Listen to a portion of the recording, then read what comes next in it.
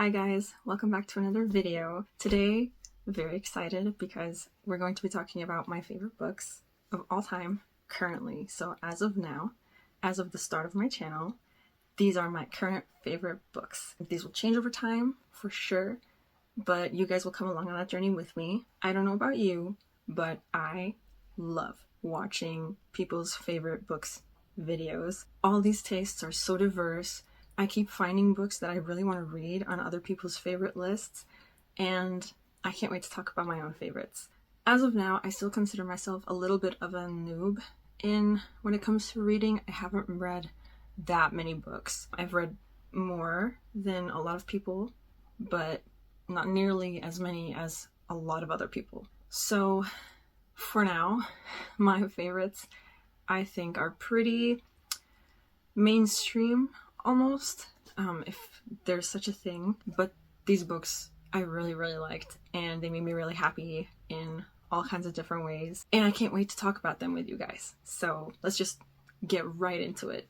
So I have a pile of books here. I'm not going to take them in any particular order except for the very last book, which will be my all-time favorite book, because I do have one of those, so that'll be the last one. But all the other books that I'm going to mention are in no particular order. I cannot rank them. They're just all really good. They're in a bit of different genres, and you're going to recognize quite a few, I think. Maybe you'll find a new one to try out. Regardless, I recommend all of these books for various reasons, so feel safe in that. Without any further ado, let's just get right into it. The first book I'm going to mention is And Then There Were None by Agatha Christie. If you don't know what this book is about, basically, I think there were 10 people who have been invited to this island by someone they don't know who, and they show up on this island, and one by one they start dying. And the mystery is, who's the murderer, right? Is there someone else on the island, or is it one of them? What's going on? This was the first Agatha Christie book that I ever read. I got it as a present when I turned 15 from a friend of mine. I'd already seen a bunch of the movies because my mom is a huge fan. Never read any of the books, but I hadn't seen this movie. So this was a fresh mystery from Agatha Christie for me, and I was mind blown. I was 15 years old. I was mind blown. I thought it was brilliant. This is an important book for me. It's really good. If you haven't read it already, I do recommend it. And if you have read it, it's cool, isn't it? It's a good book. I need to reread this because it's been a while. I think it thoroughly deserves being one of the biggest books in the crime genre. It deserves it, in my opinion. It's so good. Highly recommend. The next book I have on this list is a Taylor Jenkins Reid book. I've read all of her historical fiction novels, all 4 of them, and I've started reading her more contemporary books, but as of now, Malibu Rising is my all-time favorite one. I've tried to figure out why. My best friend has been reading these books alongside me, and we have wildly different rankings of these books. We like them all, but we rank them differently. For me, Malibu Rising is my favorite one, and I think there's something about the sibling element, the storyline. There are so many great characters in this book. And I really like that it's told in third person. This is a huge thing for me. I much prefer third person to first person, and third person books will always be just a little bit better to me, so that probably plays a little role. I love Taylor Jenkins Reid's writing. It's brilliant. I really like it, and I love her characters. They're so good. Really relatable. She has some really nice quotables. This book is no exception. I loved so many elements in this book. There's just something about it that really vibed with me. So here we are. Next up, we have 13 by Steve Cavanagh. This is the first book of Steve Cavanagh that I've read. I've only read one other one, but I picked this up on a whim, and it is so good. This blew my mind just a little bit. It was really cleverly written. I could not recommend this book enough. This is one of my all-time favorite thrillers, all-time favorite crime books. I'm so rarely this kind of mind blown by thrillers. It just surprised me, and that rarely happens. And you know so much about this killer and everything as you go through the story because you get his perspective, but at the same time you know nothing. And it's just it blew my mind a little bit. It was really good. and I really, really enjoyed it. It was a ride, and it was one of these books that I didn't want to put down when I was reading it. I need to reread this, like, pronto, like, really, really badly, because I don't remember much at all, which is great, because then I can go into it and be surprised all over again. So yeah, this book is something, and if you're into thrillers, if you haven't tried it yet, put it on your list, and if you really like it, let me know, because I need more people to read this book. It's so good.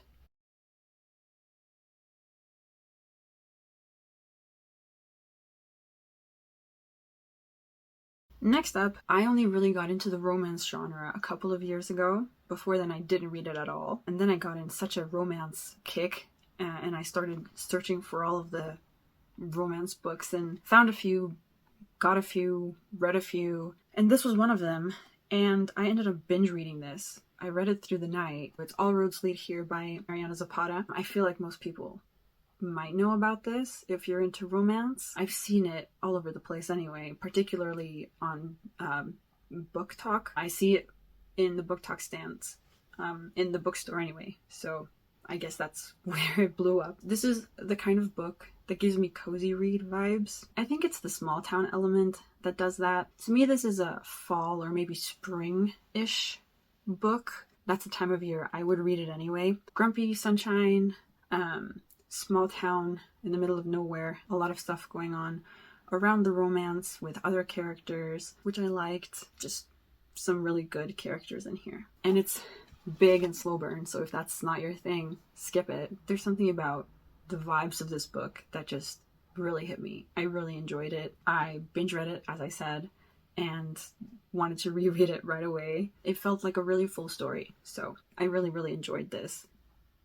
Next, we have Red, White, and Royal Blue by Casey McQuiston. I put this on my TBR when it first came out, and then it blew up on TikTok, and I have not had good experiences with books that blow up on TikTok, so I put it aside. But then the clips of the show started showing up on Twitter, and I was really intrigued. I was like, okay, it looks kind of cute. Why not give it a try? I did put it on my list before it blew up on TikTok. I got the book, started reading it that day, and binged it. It was so fun. If you don't know what this book is about, basically it's about the first son of the United States and a prince of England falling in love, and all of the stuff that comes with it. The critique I've seen of this book has basically solely really been about the fact that a lot of the politicalness around the situations are a little far-fetched or really underplayed or not really fully there. I didn't mind, because that was not why I read the book. I read the book for the characters, and the characters are awesome, so I didn't mind that. But if you go into this expecting lots of political intrigue, it's not going to be that. There's definitely some of it there, some political issues going on, obviously, but it's not heavily focused on that. So don't go into it expecting a lot of politics. It's definitely a lot more focused on the characters and their relationships with each other, their friends, their family. It's good. I enjoyed it. It was a lot of fun, and that's what I wanted from the book. So for that, it got 4 or 4.5 stars, and I got the hardcover with the extra chapter because I couldn't get enough. These characters were so fun. Next up on my list, I think this is probably on most people who read this duology's favorites list, Six of Crows. Of course, it's here. Almost anyone who's read these books loves them, and for good reason. They're really good books. I read these books ages ago. I hadn't read Shadow and Bone, so I was a little confused in the beginning, but I quickly got there. They're fantasy, they're YA, and apart from the mention like one time of the character's age, it really didn't read all that much like YA. Like, I didn't get the impression that these were teenagers, so I vibe with it even more. It's heist-ish, found family, great characters, such great characters. Again, found family, an excellent trope. Just really, really good books. If you're into YA fantasy, get it. If you're into fantasy in general, get it. I have no complaints. Really good books. Next up on my list is The Invisible Life of Addie LaRue by V.E. Schwab. I had tried Schwab one time before this book with the Darker Shade of Magic series, which I didn't finish because I didn't love it. And so this standalone came out, and I was like, okay, I'll give it a try. It's a standalone, so It's not like I'm investing into a series like I did with The Dark Shade of Magic. So I'll give it a try. If I don't like it, I'll just not pick up V.E. Schwab anymore. But here we are. The first 20 or 30 pages of this book, I was completely like hooked. I was so hooked. And then from like page 40 or 50 until 110-ish, I was so lost. I was like, this is so boring. What am I doing? This is going to be a DNF, isn't it? And then after that point, I finished it in like one go. It was so good. This was a really cool concept. It was really interesting characters, great writing. My problem with Schwab was never the writing. She has great writing style. I loved almost everything about this book. And I feel like upon a reread, I'll have more to say about it. But as of now, I just remember it being really, really good. And whenever I think of my favorite books, this has always been up there. So definitely deserves to be on this list. I should just take a month and just reread all of my favorite books.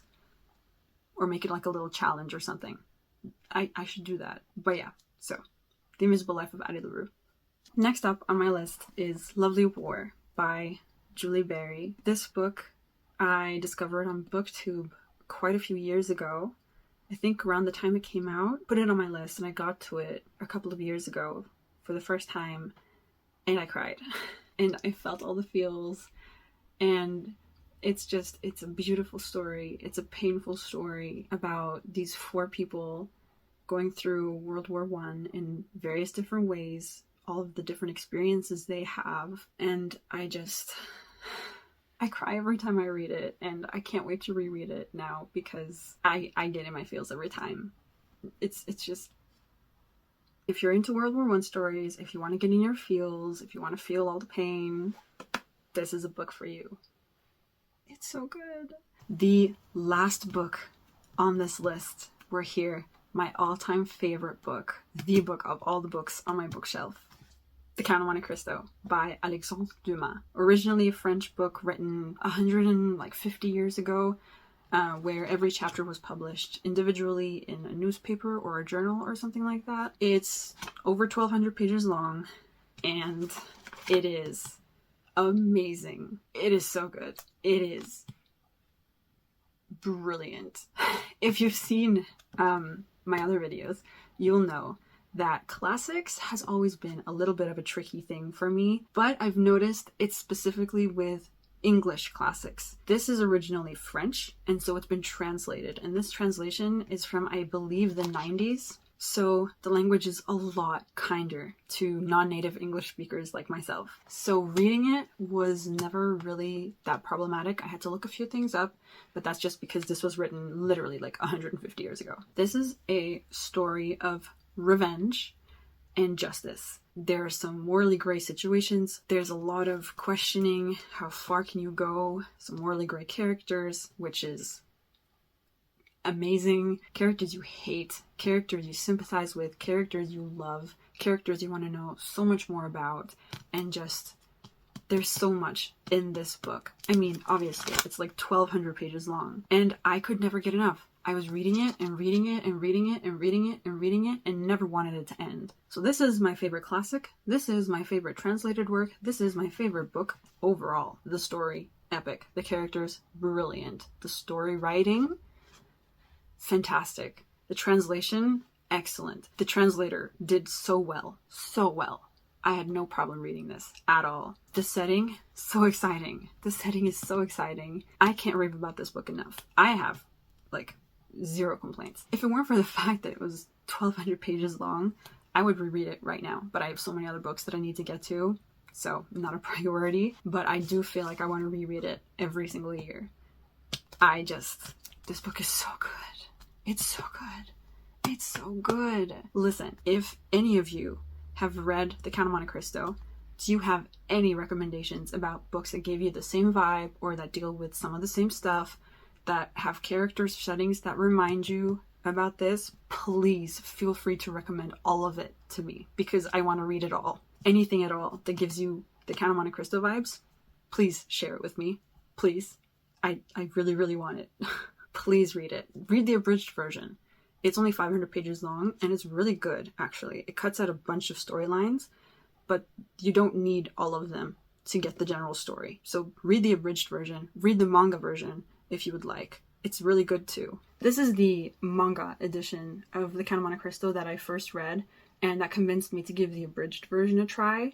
It's basically the abridged version, but in manga format. The artwork is beautiful, and although it was a little confusing at times, it's a pretty decent abridged version of the story. It convinced me to read the abridged version, which convinced me to read the full-length version. So really, I've read 3 different versions of the Count of Monte Cristo, and I love them all. I loved all of these editions. They're brilliant because the story is brilliant. You can't go wrong with it. If you don't really know if you want to give it a try or not, and the abridged version still seems a little scary, try this. It's really, really not a long read at all. All the pictures really helps too.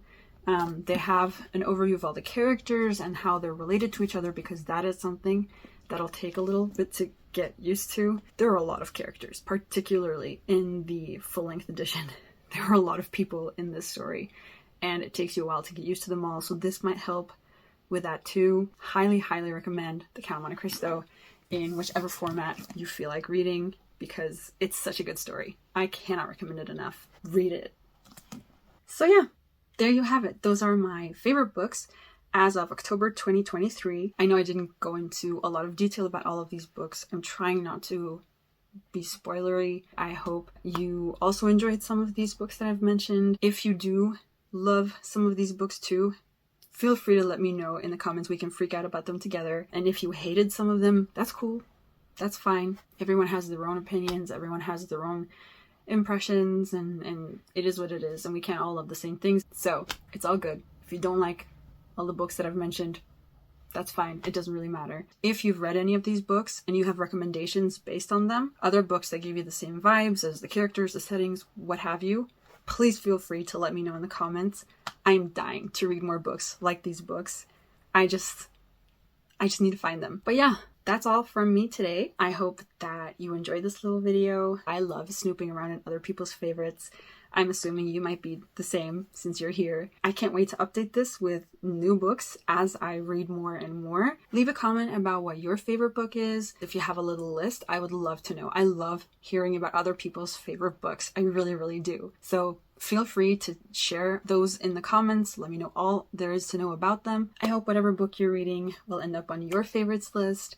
And I hope you have a great day, a great weekend, and a great week. Bye!